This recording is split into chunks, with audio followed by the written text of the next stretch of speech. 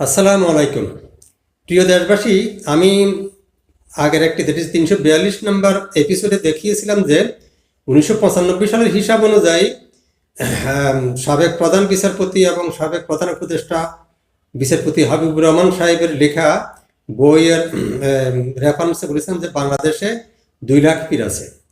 আমাদের দেশে এখনো বিশ্ববিদ্যালয়ে পড়ে এরকম শহরে বসবাস করে এইরকম শিক্ষিত পরিবারও এখনো যে জিনভূত তাড়ানোর জন্য কবিরাজের কাছে যায় এবং সেই কবিরাজ দর্শন করতে গিয়ে মা মেয়েকে হত্যা করেছে, এরকম ঘটনা তো অহরহই ঘটছে।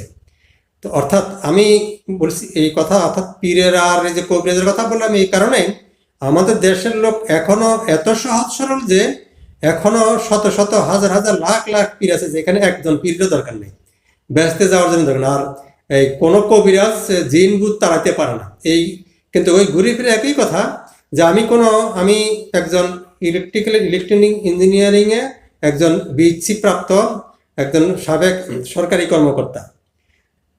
তো আমি কোনো পীরনা বা আমার কোনো হাদিয়া দেওয়া লাগবে না, শুধু আপনাদের স্বার্থে দেশের স্বার্থেই আমি আমার এই প্রয়াস চালাচ্ছি। আমি কোনো এই ইউটিউব থেকে আমি কোনো প্রফেশনাল ইউটিউবার না, কমার্শিয়াল বা অনলাইন অ্যাক্টিভিস্ট না, এবং এখান থেকে কোনো টাকা আমি পাই না বা টাকা রোজগারের কোনো আমার ইচ্ছা বা উদ্দেশ্য না।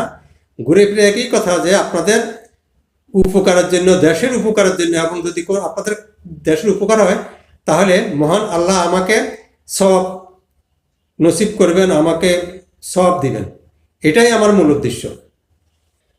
আমার এই 345 এবং 344 এবং পরবর্তী আরও একটি দুটি এপিসোডের মূল কারণ হচ্ছে যে বেহেশতে যাওয়ার জন্য আপনি বা আপনারা পীর ধরছেন, তো সেই বেহেশতটা আপনারা গণভোটে হাঁ ভোট দিতে গিয়ে কেন নিজের ক্ষতি করছেন এবং দেশের ক্ষতি করছেন, এটুকু বোঝানোর জন্য আমার এই উদ্দেশ্য। কারণ আমি কোনো রাজনৈতিক আমার দেখেন, এই যে ডিসক্লেমার দেখেন, আমি কোনো ছাত্র জীবনে রাজনীতি করি নাই, বর্তমানে কোনো রাজনীতি করি না। So Awami League, BNP, NCP, Jamaat, এইগুলো জাতীয় পার্টি, এগুলো আমার কোনো বিষয় না। আমার বিষয় হচ্ছে যে দেশের মানুষ, বাংলাদেশের স্বার্থ, দুর্নীতির বিরুদ্ধে আমার কথা বা কাজ। সো এই এপিসোডের শিরোনামের বিষয়ে আমি 344 নম্বরে বিস্তারিত বলেছি। এর লিঙ্ক কমেন্টে, ক্যাপশনে, ডেসক্রিপশনে দিয়েছি। 338, 339 নম্বরে অন্তর্বর্তীকালীন সরকারও ডক্টর ইউনূসের প্রতিষ্ঠানের দুর্নীতি সম্পর্কে বিস্তারিত বলেছি। এর লিঙ্ক কমেন্টে, ক্যাপশনে, ডেসক্রিপশনে দেওয়া হলো।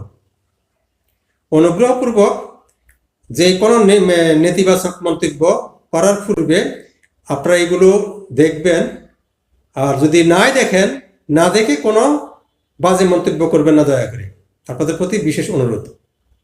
বিএনপি 17 বছর যত আন্দোলনে করুক না কেন, যে তথাকথিত জুলাই বিপ্লবের বা জুলাই আন্দোলনের মূল হোতা হচ্ছে কিন্তু সমন্বয়করা। কিন্তু সমন্বয়ক তথা এনসিপি তথাকথিত জুলাই সনদে স্বাক্ষরই করেনি।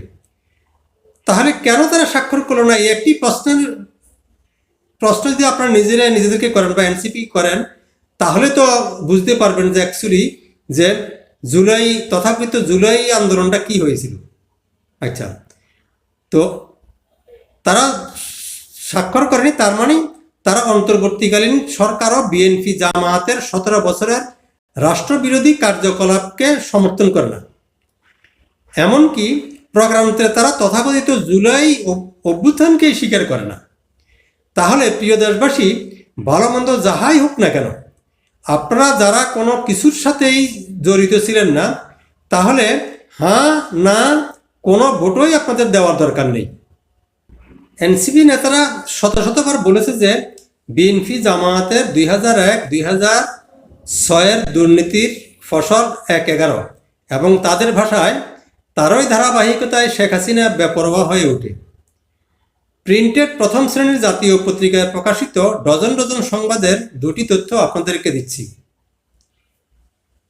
ক, অস্ত্রের রাজনীতির মহড়া বিএনপি জামাত, আক্তার হোসেন সদস্য সচিব এনসিপি।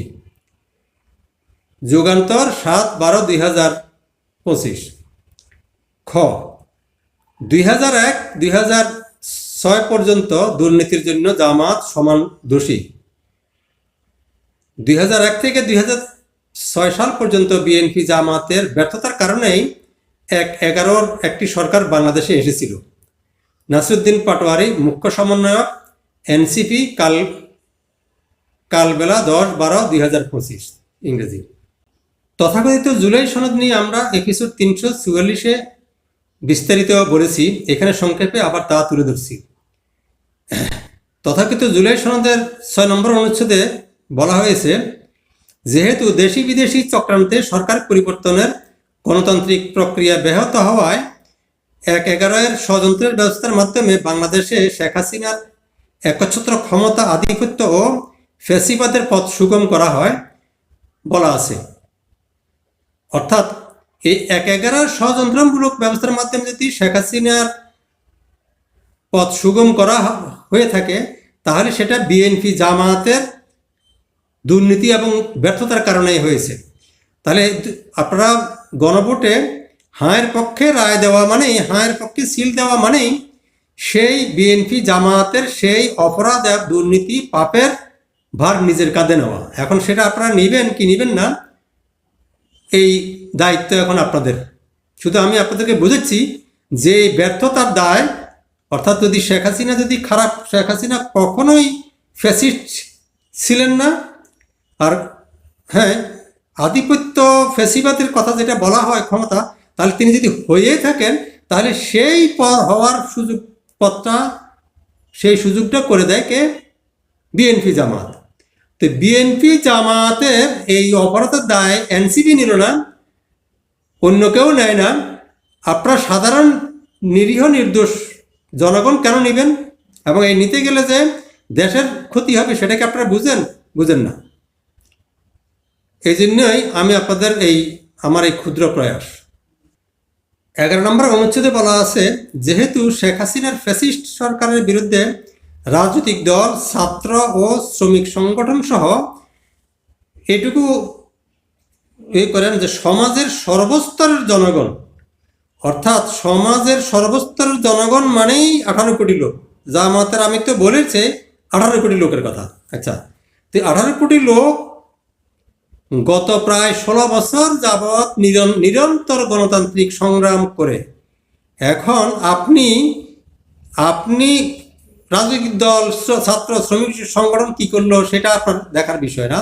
আপনি কি গত 16 বছর যাবৎ নিরন্তরভাবে সংগ্রাম করছেন কিনা?